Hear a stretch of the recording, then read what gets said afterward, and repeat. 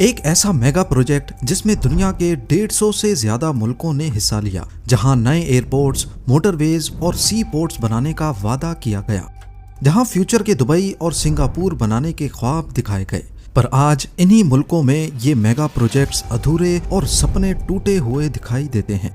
कुछ कर्जों के बोझ तले तो कुछ खंडरात का मंजर पेश करते हैं।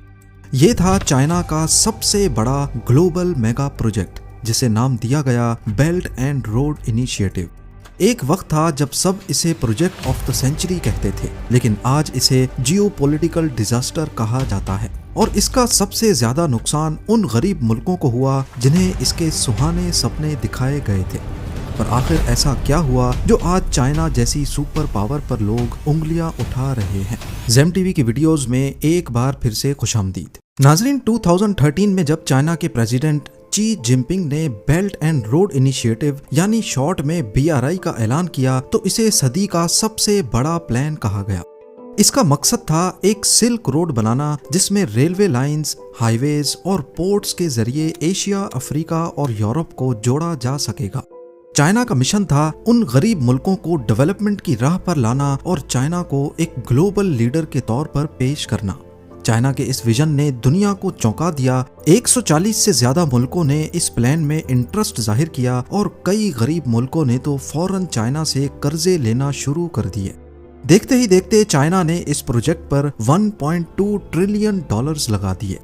पर यह पैसा चाइना ने उन मुल्कों को लोन की फॉर्म में दिया जिन्हें वेस्टर्न बैंक्स या IMF ने खतरनाक समझकर कर्जा देने से मना कर दिया था।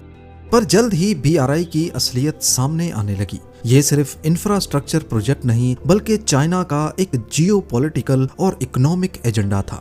असल में चाइना के पास इंडस्ट्रियल कैपेसिटी इतनी ज्यादा बढ़ चुकी थी, यानी इनके पास सालाना लाखों इंजीनियर्स निकल रहे थे, पर इनको चाइना में जॉब्स पर एडजस्ट करना मुश्किल हो रहा था। तभी चाइना ने इनको एक्सपोर्ट करने और अपनी जियोपॉलिटिकल पावर को बढ़ाने का मंसूबा बनाया। प्लान ये था कि गरीब मुल्कों को BRI के प्रोजेक्ट्स के लिए कर्जा दिया जाएगा और उन प्रोजेक्ट्स पर अपनी इंडस्ट्रियल कैपेसिटी को लगाकर अपने लोगों को फायदा दिया जाएगा। BRI का सबसे बड़ा मसला डेट ट्रैप डिप्लोमेसी है, यानी चाइना ने गरीब मुल्कों को इतने लोन्स दिए कि वो उसे कभी वापस ना कर सकें और इसके बदले में वो अपनी जमीन या अहम इंफ्रास्ट्रक्चर चाइना के हवाले करने पर मजबूर हो जाएं। इसकी सबसे बड़ी मिसाल है श्रीलंका। श्रीलंका के लीडर्स को सपने दिखाए गए कि अगर वो इंडियन ओशन पर एक नया पोर्ट बनाएंगे तो वो दुबई की तरह एक रीजनल ट्रेड हब बना सकते हैं। श्रीलंका का मसला ये था कि उनके पास कोलंबो पोर्ट पहले से मौजूद था, लेकिन वो एक ट्रांसशिपमेंट हब था जहां बड़े वेसल से कंटेनर्स छोटी शिप्स में ट्रांसफर होते थे। चाइना ने श्रीलंका को मलाका स्ट्रेट से सुइस कैनाल तक के मसरूफ शिपिंग रूट पर एक नया गहरा पोर्ट बनाने का लालच दिया, जिसका नाम होगा हेम्बनतोटा पोर्ट। अब जब श्रीलंका ने चाइना से $1.3 बिलियन का लोन लेने का फैसला किया, तो चाइना ने एक एक करके अपनी शर्तें सामने रख दी। शर्त ये थी कि इस पोर्ट को सिर्फ चाइनीज फर्म्स ही कंस्ट्रक्ट करेंगी। लोन्स पर इंटरेस्ट तो कम था, लेकिन अगर लोन वापस ना हुआ तो चाइना के पास पावर थी उस प्रोजेक्ट पर कब्जा करने की। खैर, कंस्ट्रक्शन तो हो गई, लेकिन हम्बनतोटा पोर्ट कभी चल ना सका। फिजिबिलिटी स्टडीज ने दिखाया कि असल में यहाँ पोर्ट की जरूरत ही नहीं थी और हालात ये थे कि पूरे साल में यहाँ सिर्फ 30 से 40 शिप्स ने स्टॉप ओवर किया था। अब जब पोर्ट ही नहीं चल रहा था तो लोन की अदायगी भी एक मसला बन गई। बात यहाँ तक पहुँच गई कि 2017 में एग्रीमेंट के तहत श्रीलंका को 99 ईयर्स के लिए पोर्ट चाइनीज कंपनी को देना पड़ गया। अब उस पोर्ट का पूरा रेवेन्यू सिर्फ चाइना के पास जाता है और श्रीलंका ने एक तरह से अपनी सॉवरेनिटी का एक हिस्सा खो दिया। पर इस जाल में फंसने वाला श्रीलंका अकेला नहीं था। अफ्रीका का छोटा मुल्क ज़ैम्बिया, जो सिर्फ कॉपर एक्सपोर्ट्स पर जिंदा है, वो भी इस जाल में फंस चुका है। वहाँ के लीडर्स ने इकोनॉमी को मॉडर्न बनाने का सपना देखा और चाइनीज लोन्स की मदद से कई प्रोजेक्ट्स शुरू कर दिए। उन्हें ये नैरेटिव दिया गया कि IMF और वेस्टर्न कंट्रीज के लोन्स की शर्तें बहुत टफ होती हैं, लेकिन उन्होंने चाइनीज लोन्स की शर्तों की डाउन साइड पर कभी गौर ही नहीं किया। वो शर्तें जो कहती थीं अगर लोन वापस नहीं किया तो चाइना उनके एसेट्स पर कब्जा कर लेगा। पर इन सपनों की कीमत बहुत बड़ी थी। 2020 तक ज़ाम्बिया के टोटल कर्जों का 43% हिस्सा अकेले चाइना के पास था और नवंबर 2020 में जब कोविड-19 पैंडेमिक की वजह से ट्रेड और टूरिज्म खत्म हो गए और कॉपर की डिमांड कम हो गई तो ज़ाम्बिया डिफॉल्ट कर गया। BRI ने कई ऐसे मंसूबे भी बनाए जो किसी काम के ही नहीं थे। इन्हें व्हाइट एलिफेंट प्रोजेक्ट्स कहा जाता है, यानी वो प्रोजेक्ट्स जो दिखने में तो बड़े और आलीशान लगते हैं लेकिन उनका कोई प्रैक्टिकल फायदा नहीं होता। मॉन्टेनीग्रो यूरोप का एक छोटा मुल्क है जिसने 2014 में चाइना से $1 बिलियन का कर्जा ले लिया। इस कर्जे का मकसद बार बोलयारे हाईवे बनाना था, लेकिन इस प्रोजेक्ट की प्लानिंग इतनी खराब थी कि पहाड़ों की कटाई करके हाईवे तो बनना शुरू हुआ लेकिन इस छोटे से सेक्शन में ही सारे पैसे खत्म हो गए। अब यहाँ सिर्फ 41 किलोमीटर का रोड है जो किसी मंजिल तक नहीं जाता। इस छोटे से हिस्से पर इतने ज्यादा पैसे खर्च किए गए कि मुल्क की पूरी इकोनॉमी हिल गई।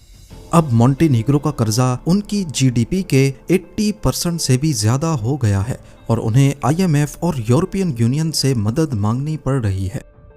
श्रीलंका ने हेम्बनतोटा पोर्ट के पास एक एयरपोर्ट भी बनाया ताकि आसपास कोई डेवलपमेंट हो सके।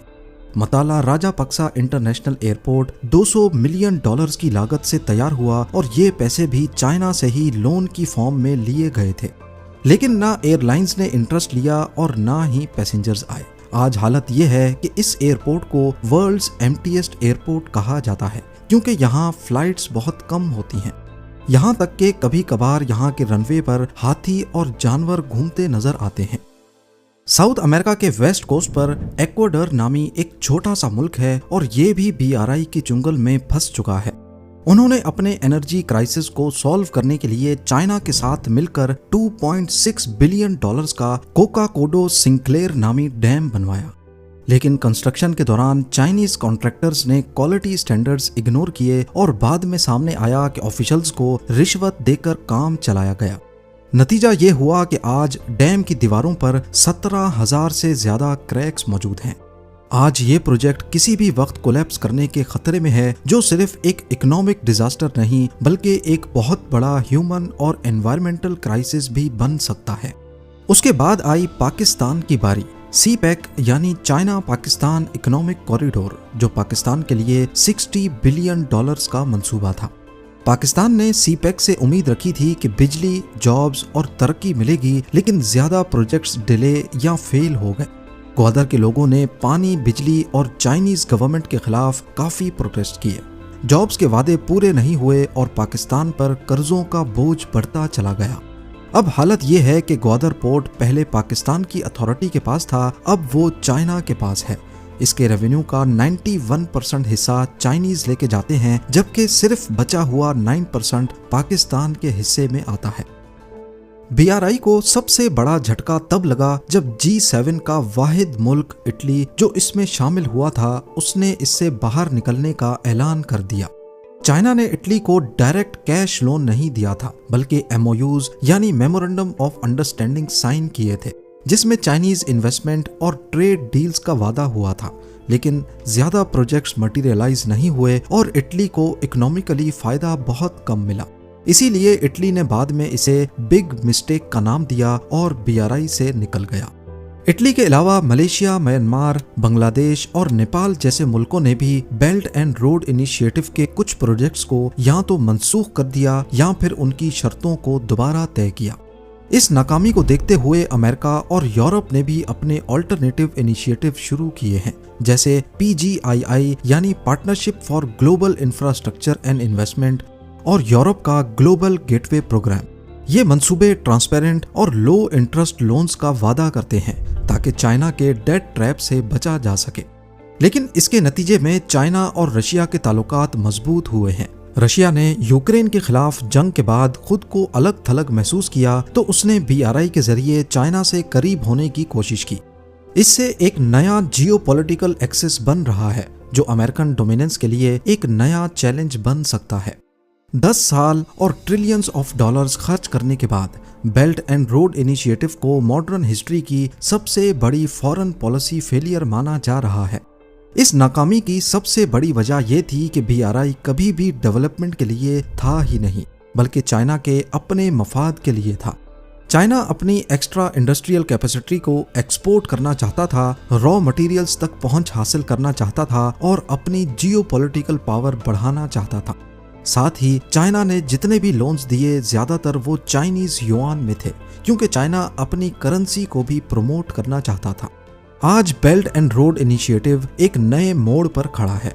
चाइना इसे BRI 2.0 के तौर पर दोबारा से रीब्रांड कर रहा है, जिसमें डिजिटल इंफ्रास्ट्रक्चर, ग्रीन एनर्जी और सस्टेनेबल प्रोजेक्ट्स पर ज्यादा तवज्जो दी जा रही है। लेकिन दुनिया अब पहले की तरह सिर्फ वादों पर यकीन करने को तैयार नहीं। अब मुल्क उन्हीं प्रोजेक्ट्स को कबूल करेंगे जो असल इकोनॉमिक फायदा दे सकें, ना कि सिर्फ कर्जों का बोझ बढ़ाएं। सवाल यह है कि BRI से जहां दूसरे मुल्कों को इतना नुकसान हुआ, क्या चाइना को इससे कोई फायदा हुआ या नहीं? असल में चाइना जो चाहता था ठीक वैसा नहीं हो पाया। चाइना चाहता था दुनिया में अपना कंट्रोल बढ़ाना, पर उल्टा BRI की वजह से उस पर डेट ट्रैप डिप्लोमेसी का लेबल लग गया। BRI की वजह से चाइना की खुद की इकोनॉमी स्लो हो गई। अरबों खरबों डॉलर्स के लोन वापस लेने और जिन प्रोजेक्ट्स पर कब्जा किया उनको चलाने की लायबिलिटी भी चाइना पर आ चुकी है। दूसरी तरफ चाइना ने BRI के जरिए दुनिया भर में 100 से ज्यादा पोर्ट्स में डायरेक्ट या इनडायरेक्ट स्टेक ले लिया है, जो चाइना की एक्सपोर्ट इकोनॉमी के लिए काफी फायदेमंद है।